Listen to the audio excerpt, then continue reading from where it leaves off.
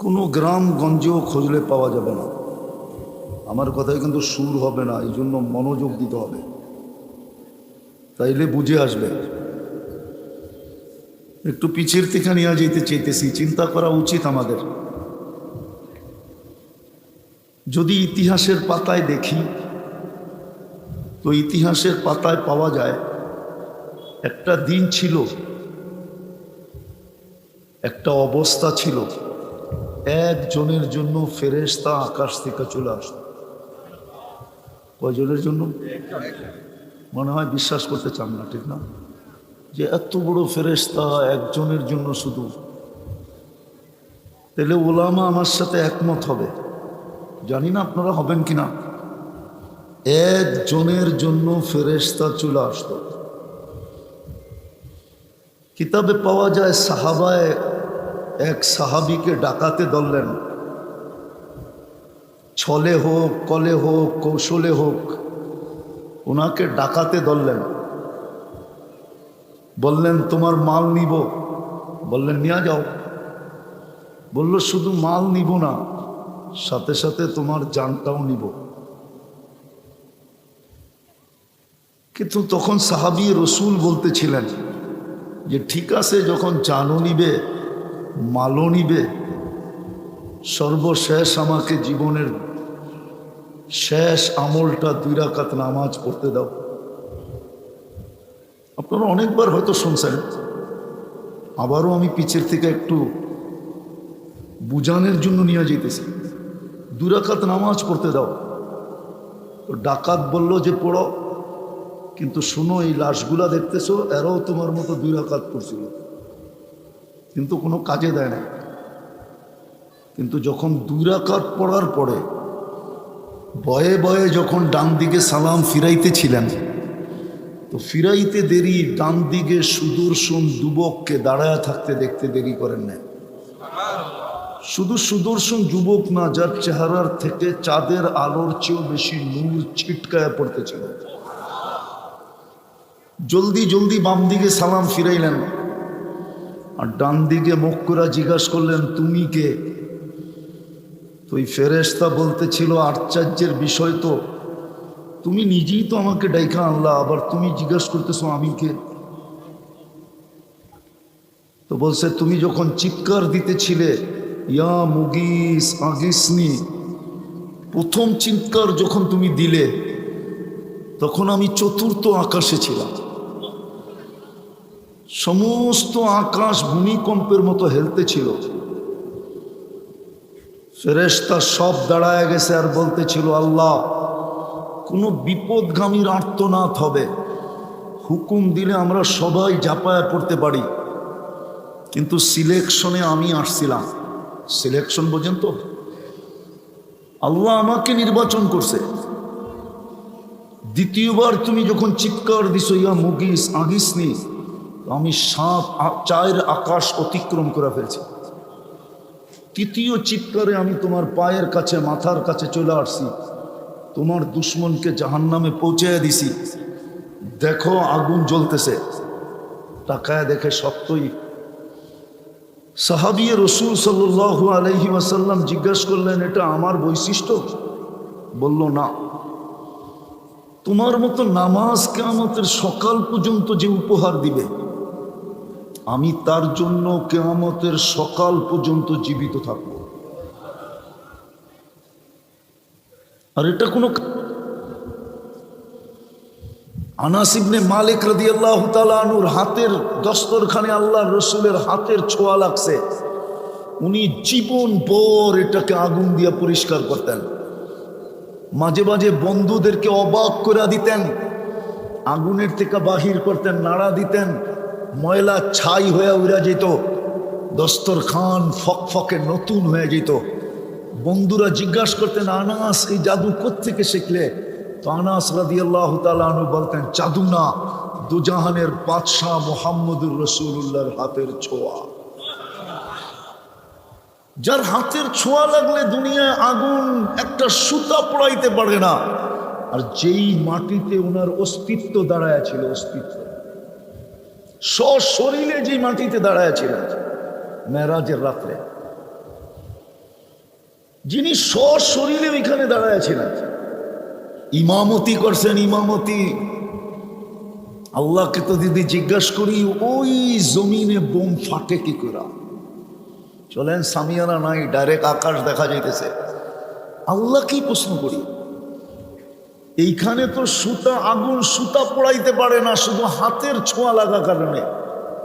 ওইখানে তো পুরা অজুদ অস্তিত্ব দাঁড়ানো ছিল, ইমামতি করছে।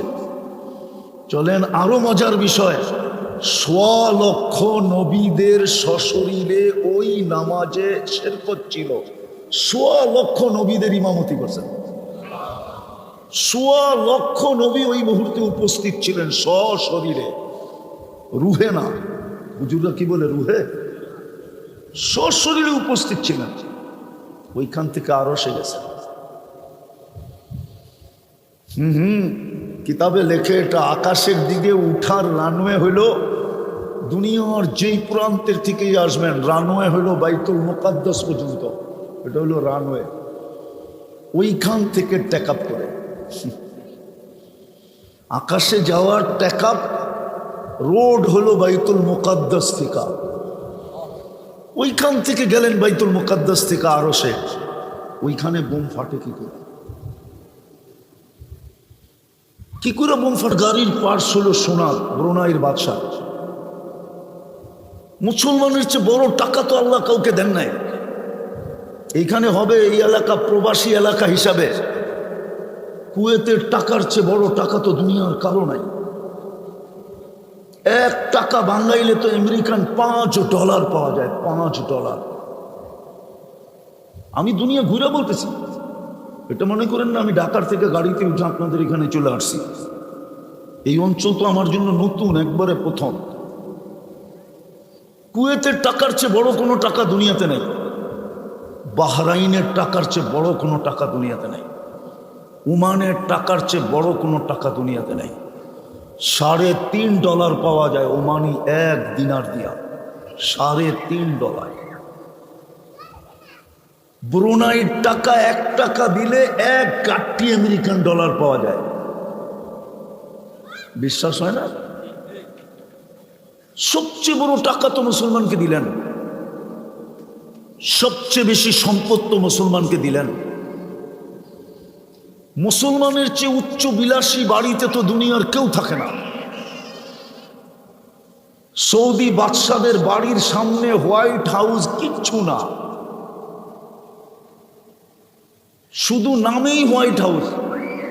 সৌদি বাদশার বাড়ির সামনে হোয়াইট হাউস কিচ্ছু না। বিশ্বাস হয় না? ব্রুনাইয়ের বাদশার যে বাড়ি ইংল্যান্ডে আছে ওটাতে 400 কামরা, 400। বিশ্বাস হয় না? আমি দেখা হিসাব বলতেছি, দেখা হিসাব। আমি আপনাদের স্বাধীনতার সময় ইংল্যান্ডে ছিলাম। মুসলমানের চেয়ে বেশি দামি বাড়িতে তো কেউ থাকে না, মুসলমানের চেয়ে বেশি পোশাক দুনিয়ার কেউ পরে না। চ্যালেঞ্জ। শুধু এই ফরিদগঞ্জের বাড়িতে, ফরিদগঞ্জ থানার ভিতরে প্রত্যেকের বাড়িতে যত ব্যবহৃত কাপড় আছে আলমারিতে, পুরা ইউরোপের কোনো একটা দেশে এত ব্যবহৃত কাপড় কারো বাড়ির আলমারিতে নাই, নাই, নাই, নাই, নাই। বিশ্বাস হয় না? মনে হয় হয় না, ঠিক না? যদি ব্যবহৃত কাপড় বাড়ির আলমারিতে থাকতো তো আমাদের ঢাকা শহরে যেরকম গলি গলি ডাস্টবিন রাখা আছে ময়লা নিক্ষেপ করার জন্য, তাইলে ইউরোপের প্রত্যেক রাস্তায় রাস্তায়, আমেরিকা, কানাডা, অস্ট্রেলিয়া, প্রত্যেক রাস্তায় রাস্তায় একটু পরের পর পর ব্যবহৃত কাপড় ড্রপ করার জন্য বক্স রাখা থাকতো। না না না না, মনে হয় উনি বিশ্বাস করতে চায় না। এত ব্যবহৃত কাপড় তো ওদের কাছে নাই। মুসলমানের চেয়ে তো বেশি ব্যবহার কেউ করে না কাপড় চোপড়। বিকেনিতে কাপড়ই লাগে কতটুকু, ঠিক না? আপনি বুঝবেন না, বুঝার যারা ওরা বুঝছে। যুবকরা বুঝছে বিকেনি কতই বড় আর কতটুক কাপড় লাগে, ঠিক না? কাপড় চোপড় তো মুসলমান পরে। সবচেয়ে ব্র্যান্ডের জিনিস মুসলমান ব্যবহার করে। মুসলমানের চেয়ে ব্র্যান্ড কেউ বেশি ব্যবহার করে না। আমি আপনাদের উপরে ছাড়তেছি, নাইলে আমি এখানে শুনে দিতে পারি। নেটে সার্চ দিলে এখনো পাবেন। আপনি সার্চ দেন নেটে, বিল গেটসের একটা প্যান্ট আর শার্টের দাম কত, সবচেয়ে কত দামি শার্ট সে পরে, নেটে এখন সার্চ দেন, সবচেয়ে কত দামি শার্ট সে পরে। চ্যালেঞ্জ আপনার সাথে $300 উপরে দেখাইতে পারবেন না। কিন্তু আমার দেশের সামান্য একজন সরকারি কর্মচারী, আমার দেশে নেটে পাবেন আপনি শুধু একটা গেঞ্জির দাম 80,000 টাকা, নেটে পাবেন আপনি। সার্চ দেন, বিশ্বাস মনে হয় না। একটা টি শার্ট 1.5 লাখ 2 লাখ টাকা, একটা জুতা বলে পড়ে, আরে আমাদের যুবকরাই তো পড়ে, ওদের ব্র্যান্ডের জুতা কত জিজ্ঞেস করেন, পায়ে দেয় না মাথায় দেয়? হ্যাঁ, বাংলাদেশে একজনে বলে 20 লাখ টাকার জুতা পরে, ও কি পায়ে দেয় না মাথায় দিয়ে হাঁটে? 20 লাখ টাকার জুতা পায়ে। যুবক, তোমাদের বিবেকের পর্দা খোলার জন্য আমি বলতেছি, দরকার ছিল না। তুমি রাডুতে যাও, রাডু গড়ি, ওয়েবসাইটে যায় বলো রাডু সবচেয়ে বেশি কিনে কারা, ওয়েবসাইট তোমাকে এখন অ্যান্সার দিবে সবচেয়ে বেশি মুসলমান কিনে। আমাদের দেশে ছোট ছোট সরকারি না, জনগণের প্রতিনিধি আছে যাদের হাতে 22 লাখ টাকার রাডু। রাগ হয় না, পায়ে হাত রাখি। 22 লাখ টাকায় কত ডলার হয়? 15 লাখ টাকার রাডু। যাও, দামি ব্র্যান্ডের জিনিস কারা কিনে? KFC সবচেয়ে বেশি খায় কারা? যাও যাও দেখো, ম্যাকডোনাল্ড সবচেয়ে বেশি খায় কারা? মুসলমানের চেয়ে বেশি ব্র্যান্ডের জিনিস কেউ ব্যবহার করে না। আমাকে বুঝাইতে হবে না, আমি 103টা দেশ এই 2 চোখে দেখছি, 2 চোখ। শুধু উন্নত দুনিয়া আমার নিউজিল্যান্ড বাকি আছে, আর কোনো দেশ বাকি নেই। আর নিউজিল্যান্ডে যাওয়ার প্রয়োজনও মনে করি না, কেননা ইংল্যান্ড, কানাডা, অস্ট্রেলিয়া দেখার পরে আর নিউজিল্যান্ড দেখার দরকার হয় না। কেননা এই 4 দেশের রানী একজনই, রানী এলিজাবেথ। এই 4 দেশের রানী ছিল, কানাডা, ইংল্যান্ড, অস্ট্রেলিয়া, নিউজিল্যান্ড। আর 4টা বানানো হয়েছে এক ডিজাইনে। এই ডিজাইনের ভিতরে কোনো সুতা পরিমাণও চেঞ্জ নাই, না রোড, না গার্ড, না বিল্ডিং, না শিল্ডিং, কোনো চেঞ্জিং নেই। কেন? 4 দেশের রানী একজন, ব্রিটিশের রানী, 4 দেশের রানী। আমি তোমাদেরকে একটা জায়গায় নিয়ে যেতে চাইতেছি। মুসলমানের চেয়ে বেশি ব্র্যান্ড কেউ ব্যবহার করে না। মুসলমানের চেয়ে বেশি খাওয়ার আইটেম দুনিয়ায় কেউ চিনে না। তুমি আমাকে বুঝাইতে হবে না। আমি ছোট দস্তরখানও দেখছি, বড় দেখছি। আমার জীবনটা ছোট, মানুষটা ছোট, কিন্তু আমি বড় বড় দস্তরখান দেখছি। দস্তরখান বুঝো? হ্যাঁ, খাওয়ার দস্তরখান বড় লম্বা লম্বা দেখছি। মুসলমানের চেয়ে বেশি আইটেম কেউ চিনে না। ওরা তো কাজ করেই সুযোগ পায় না, খাবে কোথায়? কাজ করেই তো সুযোগ পায় না, কখন খাবে? আর খাইতে গেলে পয়সা লাগে, এত পয়সা কোথায় পাবে? যেই সমাজে স্বামীর বিল স্ত্রী দেয় না, ও আবার খায় কোত্থেকে? মনে হয় বোঝেন না। স্বামীর বিল, স্ত্রীর বিলও স্বামী দেয় না। 18 বছর পরে তো সন্তানের বিলও মা বাবা দেয় না। তোমরা তো ফুর্তিতে আসো, বাপের হোটেলে থাকো, 14 তারিখ আসতে দেরি, গলায় পাড়া দিয়া পয়সা বাহির করতে দেরি করো না, ঠিক না? নতুন পার্সন আসতে দেরি, অ্যান্ড্রয়েড সেটের, এইখান থেকে ফোনে গর্জন কইরা প্রবাস থেকে বাপের কাছ থেকে টাকা আনতে দেরি করো না, ঠিক না? আসতেছে 1 বৈশাখ, মা বাবার গলায় পাড়া দিয়া এনজয়ের জন্য পয়সা বাহির করতে দেরি করো না, ঠিক না? 14 তারিখ বুঝছো তো না? বোঝো না? হ্যাঁ, মুসলমানের চেয়ে তো বেশি কেউ খায় না, পড়ে না। মুসলমানের চেয়ে বেশি প্রসাধনী কেউ ব্যবহার করে না।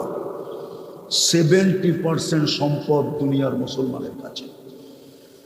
আমি ওই তথ্য খুলতে চাই না, মিডিয়ার মাধ্যমে চলে যাবে। আমি চিনি এক এক ফ্যামিলির জন্য এক একটা ফ্যাক্টরি, ওদের জুতার জন্য একটা ফ্যাক্টরি, রুমাল বানানোর জন্য একটা ফ্যাক্টরি, এমনকি কাপড় ধোয়ার জন্য একটা ফ্যাক্টরি। ওইখানে অদ্বিতীয় কারো কাপড় ধুতে পারবে না। আমি ওই ড্রাই ক্লিনার চিনি ইংল্যান্ডের, যেখানে এক ফ্যামিলির কাপড় ধোয়া হয়, সকালে ফ্লাইটে যায়, বিকালের ফ্লাইটে আবার ফিরে আসে। মুসলমান তারপরে তো নির্যাতিত কেন, নিষ্পেষিত কেন? কেন আজও আমরা ওদের চোখে উঠতে পারলাম না? আজও কেন আমরা ওদের কাছে যুবক বিবেকের পর্দা খুইলা শুনো, তুমি ওদের স্টাইলে চুল কাইটা আজও তুমি ওদের চোখে ওদের কাছে ভালো হতে পারলে না কেন? তুমি তো ওদের স্টাইলে চুল কাটো। এই বাজারেও তো এই চাঁদ রাত্রে, ঈদের রাত্রে 400 টাকার নিচে চুল কাটা হয় না যুবকদের। কমসে কম 400 টাকা দিয়ে চুল কাটছে। তুমি তো ডিজাইন নাও নেটের থেকে, 1000 টাকা পর্যন্ত আছে, ঢাকা শহরে 2500 পর্যন্ত আছে চুলের স্টাইল। আমরা চিনি, আমি তো ঢাকায় থাকি। বলো ওদের স্টাইলে চুল কাটার পরেও তুমি কেন ওদের চোখে নির্যাতিত? তুমি কেন ওদের থেকে নির্যাতিত? ওদের কাছ থেকে কেন তুমি নির্যাতিত? তুমি কেন নিষ্পেষিত? তুমি কেন ওদের কাছে ঘৃণিত? তুমি কেন ওদের কাছে দীক্ষিত? তুমি বলবা আমার কাছে আমেরিকান পাসপোর্ট নাই। চলো আমি আমেরিকান পাসপোর্টের হোল্ডারের কাহিনী শোনাই তোমাকে। আমি তো আমেরিকা একদিন যাই নাই, বা একদিন যাই না, বৎসরে 2-1 বার যাওয়া হয় আমার। বললাম তো, আমরা দেখি আমেরিকান পাসপোর্ট হইলে তো হবে কি, ওর পাসপোর্টটা পাঞ্চ করতে দেরি, ওকে 10 মিনিট মাথার চুল থেকে পাও পর্যন্ত দেখতে দেরি করে না। আর যেই চোখ বাহির করে দেখে আমরা চোখের ভাষা পড়তে পারি। আমি জানি ও একে এরকম দেখতেছে কেন, কেন ও পাসপোর্ট পাঞ্চ করতে দেরি। যদিও পাসপোর্ট আমেরিকান, যদিও পোশাক আশাক আমেরিকান থেকেও আপডেট, স্মার্ট, নারী বলো, পুরুষ বলো, যুবক বলো, বৃদ্ধ বলো, কিন্তু পাসপোর্ট যখন পাঞ্চ করছে আর বাহির হয়ে আসছে মুসলমান, তো যেই চক্ষু দিয়া ওকে দেখছে, এই চক্ষু দিয়া কোনো হোয়াইটকে দেখে নাই। হোয়াইটের পাসপোর্টটা স্ক্যান করার সাথে যখন স্ক্রিনে বাইসা উঠছে এটা হোয়াইট, তো ওর দিকেও তাকায় নাই, পাসপোর্টটা দিয়া বলছে, sir you are go, sir আপনি যান।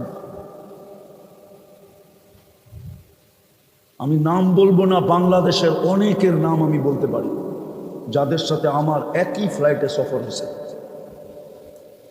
আমি 2-4 জন বাংলাদেশের এরকম ব্যক্তিত্ব চিনি যাদেরকে 6 ঘন্টা এয়ারপোর্টে বসায় রাখছে, 6 ঘন্টা।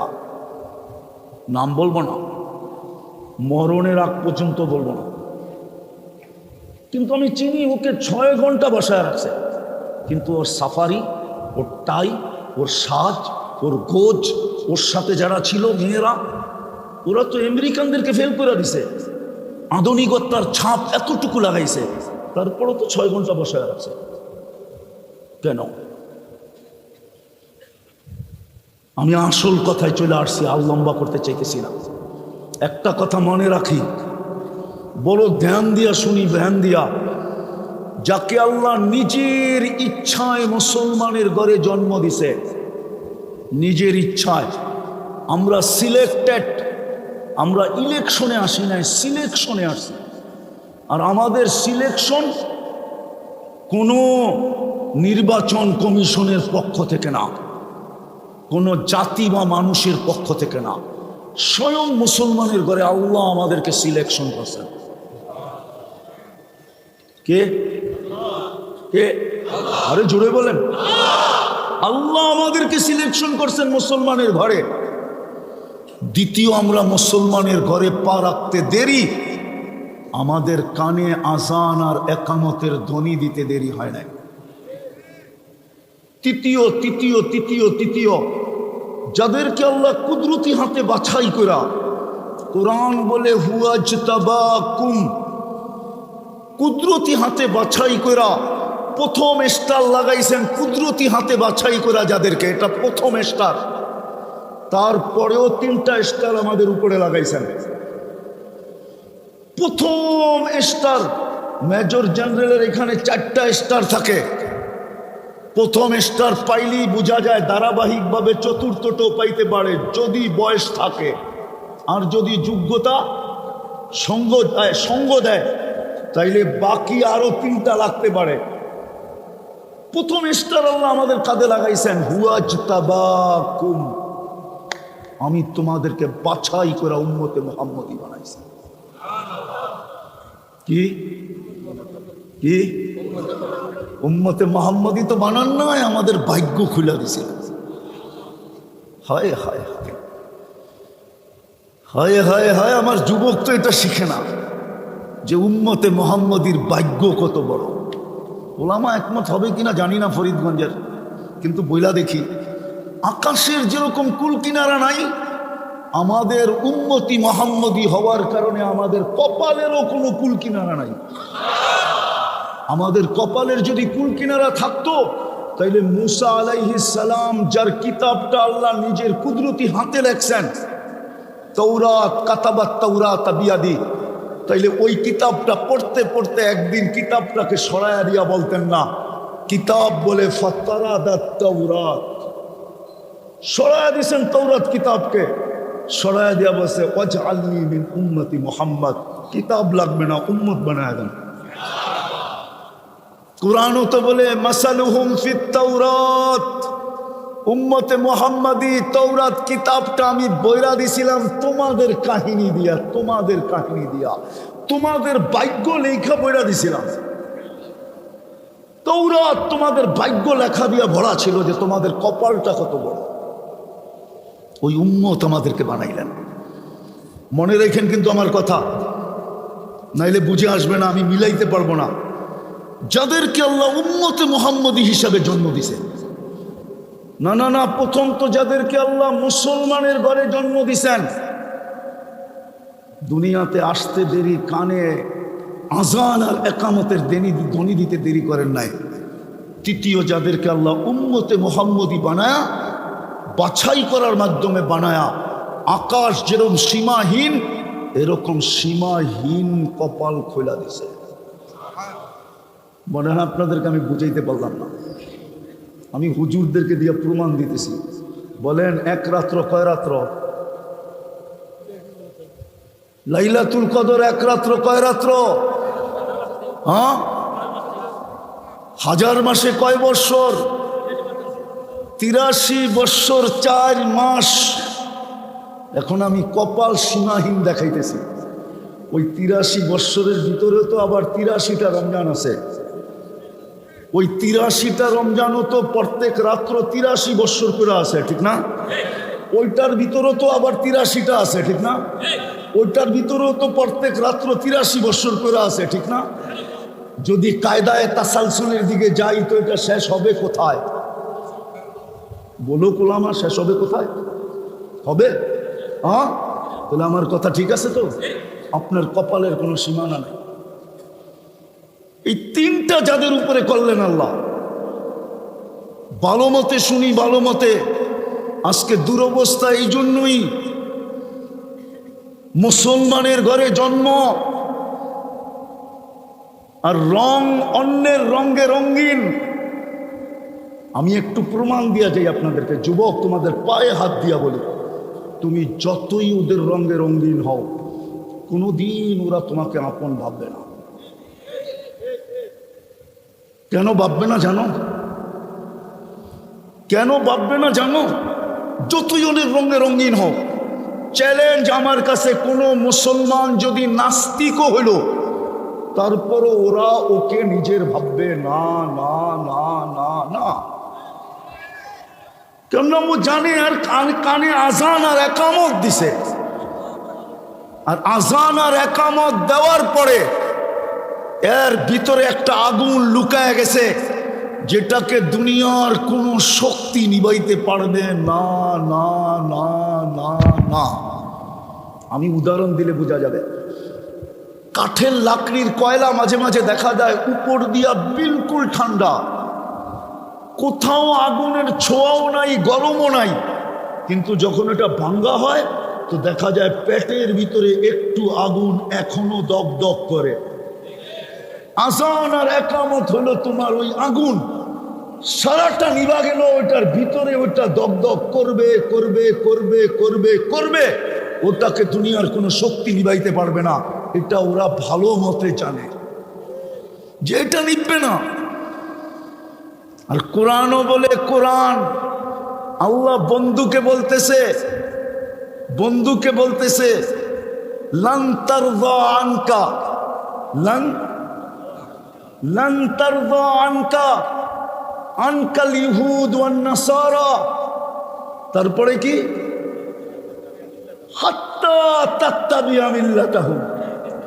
বন্ধু, আপনি ওদের রঙে যতই রঙিন হন না কেন, আমরা সিস্টেমই বানাইছি, ওরা কোনো দিন আপনাকে আপন ভাববে না না না না না।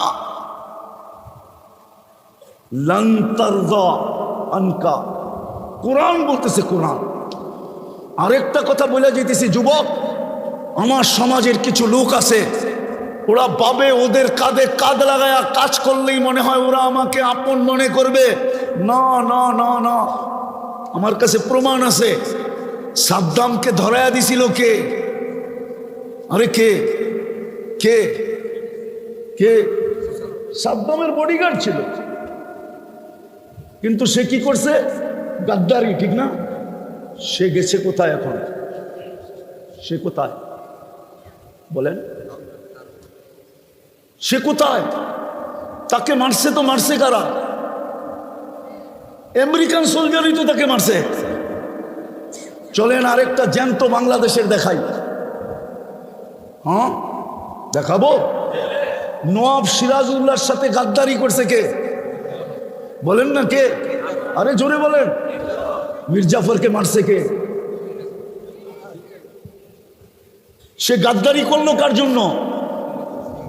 ইংরেজদের জন্য, ঠিক না? নাইলে বাংলার জমিনে কোনোদিন ইংরেজ থাবা বসানোর সুযোগ ছিল না। আপনি বাংলাদেশের ইতিহাস জানেন না? এই মাটির নিচে একটা আধ্যাত্মিক শক্তি আছে, যেটা দুনিয়ার খুব কম মাটির নিচে আছে। একটা আধ্যাত্মিক শক্তি এই মাটির নিচে আছে। এই মাটির 1400 বৎসর ইতিহাস বলে, এই মাটি নিয়ে যে খেলে, মাটি তাকে একদিন না একদিন কিক দেয়। কি করে কিক বুঝেন? লাথি মারেই, হয়তো লাথিতে কেউ বোল্ড আউট হয়, না হয় কেউ রান আউট হয়, অথবা কেউ ক্যাচ আউট হয়, অথবা কেউ ছক্কায় বাউন্ডারির বাহিরে হয়। এটাই মাটির বৈশিষ্ট্য। আমার কাছে সময় নেই, আমি 1400 বছরের ইতিহাস খুলে দেখাইতে পারি আপনাকে। কেননা এই মাটির নিচে এক আধ্যাত্মিক শক্তি আছে, যেটা দুনিয়ার খুব কম মাটির নিচে আছে। মক্কা, মদিনা, বাইতুল মুকাদ্দাস এটার সাথে তুলনা হয় না, এটা অন্য কারণে শ্রেষ্ঠ। কিন্তু এই মাটির নিচে এক আধ্যাত্মিক শক্তি আছে। ইসলামের যুগের প্রথম কোরবানি এই মাটির নিচে ঘুমায় আছে। যখন আল্লাহর রসুলের হিজরত হয় নাই, মক্কায় স্টিল নাও, তখন 4 সাহাবী এই বাংলার জমিনে আছে। একজনের নাম আবু ওয়াক্কাস, আরেকজনের নাম ওহাব ইবনে মালিক, তৃতীয় জনের নাম কাসেম ইবনে হুযাইফা, চতুর্থ জনের নাম উরওয়া ইবনে সাসা। 2 জন এইখান থেকে চীনে গেছেন, 2 জনের কবর চিহ্নিত আছে চীনে। আবু ওয়াক্কাস গোয়াঞ্জুতে, ওহাব ইবনে মালিক রাদিয়াল্লাহু তাআলা আনহুর কবর মঙ্গোলিয়ার বর্ডারে। ইতিহাস বলে 2 জন এই মাটির নিচে এখনো ঘুমাইতেছেন। ইনশাআল্লাহ কিয়ামতের দিন উঠবো আমরা, আর বাংলাদেশিদের চান্ডা থাকবে ওই 2 জনের হাতে, আর আমরা থাকবো পিছে। মুহাম্মদুর রাসূলুল্লাহর স্লোগান দিতে দিতে আমরা কিয়ামতের মাঠে যাব। এই জন্যই বুঝবেন কিনা জানি না, একটা তথ্যের কথা বলতেছি। সাহাবাদেরকে সারা দুনিয়া এই জন্যই আল্লাহ ছিটায়া দিয়েছেন যে কুল্লুন ওয়াদাল্লাহুল হুসনা এরা সব জান্নাতি, সারা দুনিয়ায় ছড়ায় দিছেন। কিয়ামতের মাঠে যেরকম সম্মেলনে বিভিন্ন দিক থেকে নেতারা আগে মিছিল নিয়ে আসতে থাকে, কিয়ামতের মাঠেও সাহাবায়ে কেরাম দুনিয়ার এক এক প্রান্ত থেকে উম্মতে মুহাম্মদীকে নিয়ে মিছিল নিয়া মুহাম্মদুর রাসূলুল্লাহর ঝান্ডার নিচে জমা হতে থাকবে। নেতাদেরকে যেরকম সামনে দেখলে প্রশাসন জায়গা ছেড়া দেয়, সাহাবাদেরকেও সামনে দেখা কিয়ামতের মাঠের ফেরেশতারা জায়গা ছেড়া দিবে, বলবে সর, মুহাম্মদুর রাসূলুল্লাহর দেওয়ানারা আসতেছে, ছাড় জায়গা, যাইতে দে ওই পর্দার ওই ঝান্ডার নিচে। তো যেটা বুঝাইতেছিলাম, আপনি যতই রঙে রঙেন আর যতই ওদের সাথে হাত মিলান, আমার কথা মনে রাখেন, যাকে আল্লাহ মুসলমানের ঘরে জন্ম দিল, দিতে দেরি, কানে আজান আর একামত দিতে দেরি করলো না। সবচেয়ে বড় যাকে আল্লাহ কুদরতি হাত দিয়া উম্মতে মুহাম্মদী বানাইল, কোনদিন ওদের রঙে রঙিন হয়ে আপন হওয়া যাবে না। আজকে দুরবস্থার কারণ এই জন্যই যে আমরা মুসলমান কিন্তু ইসলামের রং নাই। নইলে এত চিৎকার, এত কান্না একজনের জন্য ফেরেশতা। আমি যদি এই খোলা আকাশের নিচে আল্লাহকে জিজ্ঞাসা করি, আল্লাহ আমাদের পরে তো কোনো উম্মত নাই, আপনি তো বলতেছেন লিল্লাহি জুনুদুস সামাওয়াতি ওয়াল আরদ, আকাশ জমিনের সমস্ত সৈনিক আমার, সমস্ত প্রাণী আমার সৈনিকের অন্তর্ভুক্ত। আমি যদি আল্লাহকে প্রশ্ন করি আমাদের পরে তো কোনো উম্মত নাই, সৈনিক বসায় পালতেছেন, লাগাবেন কোন কাজে? আমি যদি আল্লাহকে প্রশ্ন করি, আল্লাহ আমাদের নবীজির পরে তো নবী নাই, বন্ধুর পরে তো আর কাউকে রাখেন নাই, তাইলে এই সৈনিক কোন কাজে লাগাবেন? আল্লাহ তো উল্টো আমাকে প্রশ্ন করে, তুই আমাকে বল, আমি তো নিজ ইচ্ছা ইসলামের রঙে রঙিন করছিলাম। সর্বপ্রথম আজান একামতের মাধ্যমে ওই অগ্নি শিখা ভিতরে প্রজ্বলিত করছিলাম। বলেরা আমার ইসলামের রঙে রঙিন কতটুকু? বলেন আমরা ইসলামের রঙে রঙিন কতটুকু? বলেন যে রসুল 23 বৎসর আমাদের জন্য চোখের পানি বন্ধ করেন নাই, 23 বৎসর। আমার কথা না, জিবরিল মিকাইলের কথা। জিবরিল মিকাইল জিজ্ঞাসা করছে, মা জালা আরাকা তাবকি, মা জালা, কন্টিনিউ না, যখনই দেখি চোখে পানি কেন?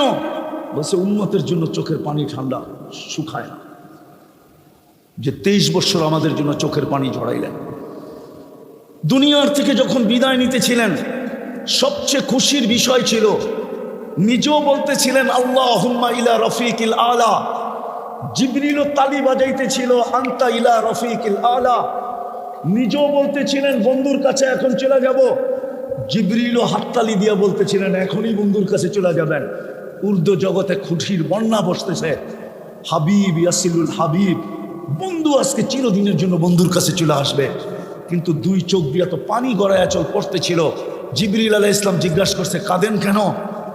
বলছে ফামান লি বাদিলি উম্মতি, আমার পরে আমার উম্মতকে দেখা রাখবে কে?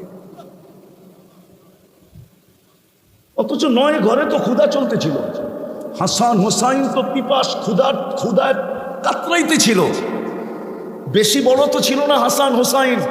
আল্লাহর রসুল যখন দুনিয়ার থেকে চলে যান, হাসান হোসাইন তো বেশি বড় হয় নাই, বিয়ের বর্ষ তো হয় নাই, বালেগত হয় নাই, ক্ষুধার তাড়নায় তো কাতরাইতে ছিল। অথচ ওই হাসান হোসাইন, যার জিব্বা চুইতেন আল্লাহর রসুল চকলেট যেরকম চোয় এরকম, যাকে নিজের জিব্বা চোষায়া খিদা নিবারণ করাইলেন, যাদেরকে পাইলে গালে চুমা দিতে দিতে কপাল, পুরা গাল কপাল ভরায়া ফেলতেন। জন্ম নিতে দেরি, রসুলের সামনে আনতে দেরি, মুখ খুইলা আল্লাহর রসুল নিজের লোয়াব মোবারক সর্বপ্রথম দুনিয়ার বস্তু পেটে দিতেন। ওই হাসান হোসাইন। চলেন আবার আসি না আসি, একটু শুনায়া দিই। আমি আইসা পড়ছি 7 জায়গায়, একটু শুনায়া দিই, একটু শুনাই। হাসান হোসাইন আইসা জিজ্ঞাসা করছে, না আপনি উত্তম না আমরা উত্তম? তো সঠিক জবাব দিছিলেন আমি উত্তম। কিন্তু দুই ভাই হাসতেছিলেন, বুঝাইতে চাইতেছিলেন। আল্লাহ রসুল জিজ্ঞাসা করছে, হাসো কেন, হাসো কেন, হাসো? বলছে জবাব হয় নাই। বলছে তাইলে উত্তম? বলে আমরা দুই ভাই। বলছে কি কইরা? বলছে আমাদের আম্মাজানকে চিনেন, আম্মাজানকে চিনেন? তো আম্মাজানের পরিচয় দিয়া বলছে উম্মুকা আমামা উম্মি লাইসা বিশাই, আমাদের আম্মাজানের সামনে আপনার আম্মাজান কিছুই না। আমাকে আব্বাজানরে চিনেন? পরিচয় দিয়া বলছে আবুকা আমামা আবিনা লাইসা বিশাই, আমাদের আব্বাজানের সামনে আপনার আব্বা কিছুই না। আমাদের দাদাজানরে চিনেন? আরে আমাদের নানাজানকে চিনেন, নানাজানকে। আমাদের নানাজানের পরিচয় দিয়া বলতেছে আমাদের নানাজানের সামনে আপনার নানা কিছুই না। আল্লাহর রসুল উঠায়া চুমা দিতে দিতে কাল গোড়া ফেলছেন আর বলছেন মেনা নিলাম, এইভাবে তোমরাই উত্তম। ওই সময়ও তো চোখে পানি, আরো সে যেও তো চোখে পানি ছিল, আপনার জন্য আমার জন্য কান্না ছিল। আপনাকে আমি আরশ বুঝাইতে পারবো না, ওলামা বুঝবে ওইটা কেমন নূরের জগৎ। আপনি এতটুকু শুধু বুঝেন যদি বুঝতে চান। পর্দার ওই পার থেকে মুসা আলাইহিস সালামকে তাজাল্লি দিছিলেন দেখানোর জন্য। 40 দিন বেহুশের মতো ছিল মুসা আলাইহিস সালাম, 40 দিন। অথচ মুহাম্মদুর রাসূলুল্লাহ কাবা কাউসাইনি আও আদনা সুম্মা দানা ফাতাদাল্লা ফাআওহা ইলা আবদিহি মা আওহা।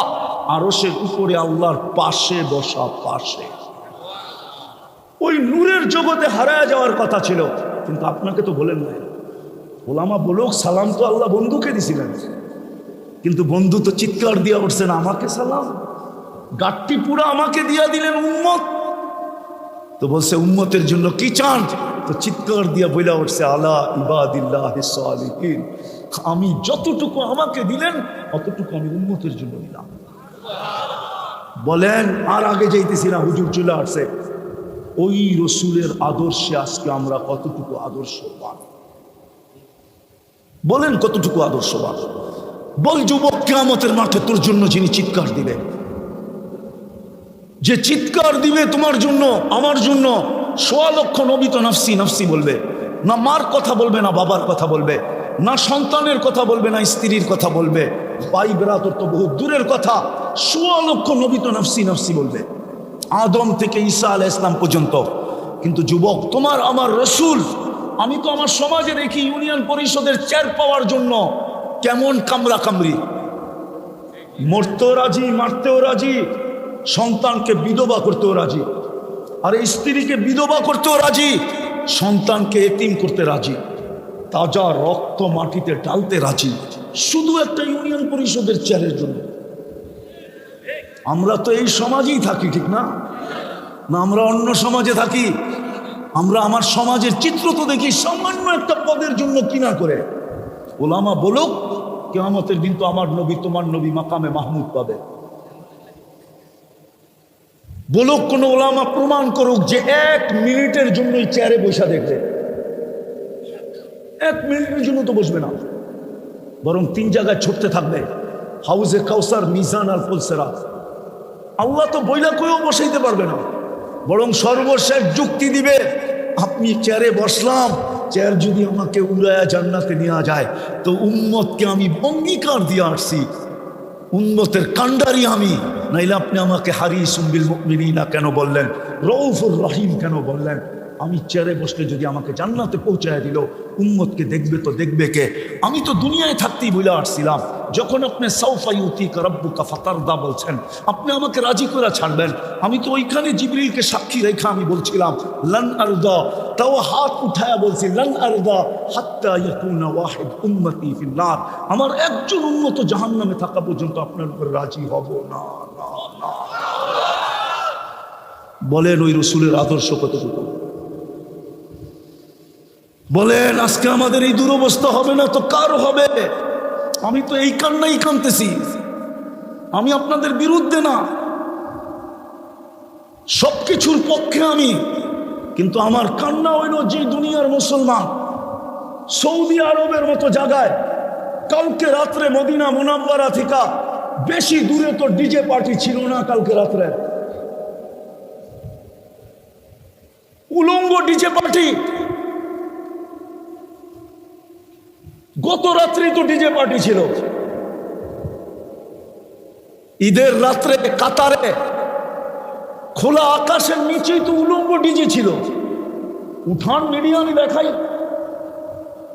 ও মুসলমান যুবক, ও মুসলমান, না ইসলামের ইজ্জত রাখলাম, না মুহাম্মদুর রাসূলুল্লাহর চোখের পানির ধার দাঁড়লাম, আপনি সুখে থাকেন কি করে? সব বাদ দিলাম, সব বাদ দিলাম। যে আল্লাহ আরো সে নিয়ে উম্মতকে তোহফা দিলেন, পুরুষ উপটকন দিলেন, 50 ওয়াক্ত নামাজ, কিন্তু নিজেই ভাবলেন 50 ওয়াক্ত পড়লে শ্রম বেশি দিতে হবে। 2 জনের মাধ্যমে কমতে কমতে 5-এ আসলো, শ্রম তো কমায় দিল, কিন্তু শ্রম পারিশ্রমিক তো কমাইলেন না। 50 তো পারিশ্রমিক রেখা দিলেন, শ্রম তো কমায় দিলেন। মুসা আলাইহিস সালাম যখন বললেন 5 ওয়াক্ত পড়বে না, আমি 2 ওয়াক্ত পড়াইতে পারি না, আমি বলি আমি তাখাইয়ুলান বলি, তাখাইয়ুলান, ওলামা মানবে কিনা আমি জানি না, আমার তাখাইয়ুল বলে আল্লাহর রসুলের দিলের ভিতরে মনে হয় আগুন জ্বলতেছিল যে আমি যদি 5 ওয়াক্ত নিয়ে যাই, একদিকে তো চেহারা লজ্জা, 9 বার গেলাম আবার যাব, লজ্জায় কদম উঠতেছে না, কিন্তু মুসা আলাইহিস সালাম তো অভিজ্ঞতার আলোকে বলতেছে ওনার কথাও তো সত্য হইতে পারে, 2 ওয়াক্ত পড়াইতে পারে না, আমার উম্মত যদি 5 ওয়াক্ত না পড়লো আমি কালকে কি চেহারা দেখাবো। এই আগুন মনে হয় জ্বলতেছিল, তখনই মনে হয় আল্লাহ কানে কানে বলে দিছেন যে লয়া যান, আমি ডাইকা ডাইকা পড়ায় নিয়ে যান, আমি প্রত্যেককে তার কর্মস্থল থেকে ডাইকা উঠায় ডাইকা পড়ায় নিব। ঘুমায়া থাকবে রাত্রে ফজরের সময়, তো আমি নিজে ডাইকা উঠাবো, আসসালাতু খায়রুম মিনান নাওম বইলা আমি উঠায়া পড়ায় নিব। বলেন শতকরা কয়জন এই ফরিদগঞ্জে নামাজ পড়ে? উঠা যায় না, কয়জন পড়ে বলেন? কয়জন? আরে বলেন না। নোয়াখালীর টাচেই তো আপনারা আছেন, ঠিক না? ফরিদগঞ্জের পরেই তো লক্ষ্মীপুর, ঠিক না? নাগের দিঘির পর তো বেশি দূরে না, ঠিক না? লুদুও বেশি দূরে না, ঠিক না? দূরে? হ্যাঁ, হাফেজ হুজুরের এলাকার লোক আপনারা, ঠিক না? বলেন ফরিদগঞ্জে কয় পার্সেন্ট নামাজি? কয় পার্সেন্ট? আরে বলেন না, কয় পার্সেন্ট? মাইনা নিলাম 20%, কিন্তু হবে না, 10% বললেই বেশি। মাইনা নিলাম 20%, কিন্তু 80% তো পড়ে না। ডাকে কে? কে? জোরে বলেন না। 4 অক্ষরের আল্লাহ। হ্যাঁ, এটা হইলে তো মনকে বুঝাইতে পারতাম, আল্লাহ তো শুধু ডাকে না, সাথে সাথে তো রহমানও ডাকে, রহিমও ডাকে, মালিকও ডাকে, কুদ্দুসও ডাকে, সালামও ডাকে, মুমিনও ডাকে, মুহাইমিনও ডাকে, আজিজও ডাকে, জব্বারও ডাকে, মুতাকাব্বিরুল খালিকুল বারিউল মুসাব্বিরুল গফফারুল কহারুল ওয়াহাবুর রাজ্জাকুল ফাত্তাহুল আলিমুল কাবিদুল বাসিতুল খাফিদুর রাফিউল মুইজ্জুল মুযিল্লুস সামিউল বাসিরুল হাকামুল আদলুল লতীফুল খবীরুল হালিমুল আযীমুল গফুরুশ শাকুরুল আলিকুল কবীরুল হাফিজুল মুকিতুল হাসিবুল জলিলুল করিমুল রকিবুল মুজিবুল ওয়াসি আল হাকিমুল ওয়াদুদুল মজিদুল বাঈতুল শাহীদুল হকুল ওয়াকিলুল কবিয়ুল মতিনুল ওয়ালিদুল হামিদুল মুসি আল মুবদি আল মুঈদ আল মুফি আল মুমিত আল হাইয়্যু আল কাইয়্যুম আল ওয়াজিদ আল মাজিদ আল ওয়াহিদ আল আহাদ আল সামাদ আল কাদির আল মুক্তাদির আল মুকদ্দম আল মুআখ্খার আল আউয়াল ওয়াল আখির আল যাহির ওয়াল বাতিন আল ওয়ালি আল মুতাওয়ালি আল বাররু তাওয়াবুল মুনতাকিম আল আফু আল রউফ মালিক আল মুলক যাল জালালি ওয়াল ইকরাম আল মুকসিত ওয়াল জামি ওয়াল গনি ওয়াল মুগনি আল মানি الدار النافع النور الهادي البديع الباقي الوارث الرشيد الصبور جل جلاله 99 পদের মালিক আল্লাহ ডাকে। 99 পদের মালিক আল্লাহ ডাকে, তারপরও তো শতকরা 80 জন আসে না, না নারী না পুরুষ, নারীও আসে না, পুরুষও আসে না, যুবকও আসে না, বৃদ্ধ আসে না, শতকরা 80 জন আসে না। মাইনা নিলাম, শুধুমাত্র 20% আসে। বলেন আপনার ভাগ্য ভালো হয় তো হয় কি করে? আপনার ডাকে ফেরেশতা আসে তো আসে কি করে? একদিন তো আমি দেখাইলাম একজনের জন্য ফেরেশতা আসতো, একজনের জন্য। আজকে তো 60 লক্ষের জন্য ফেরেশতা আসে না, 250 কোটি মুসলমানের জন্য ফেরেশতা আসে। এই জন্যই তো কিতাবের কথা সত্য সত্য সত্য সত্য। তোদের দিল থেকে আমরা আমাদের ভয় বাহির করে নিব, ওই শূন্য জায়গাটা ওদের ভয়ে আমরা তোদের দিল ওদের ভয়ে দিয়া ভরা দিই। আজকে ওদের ভয়ে আমাদের, নাইলে 1 ঘন্টার মাসলা, 1 ঘন্টা ইসরায়েল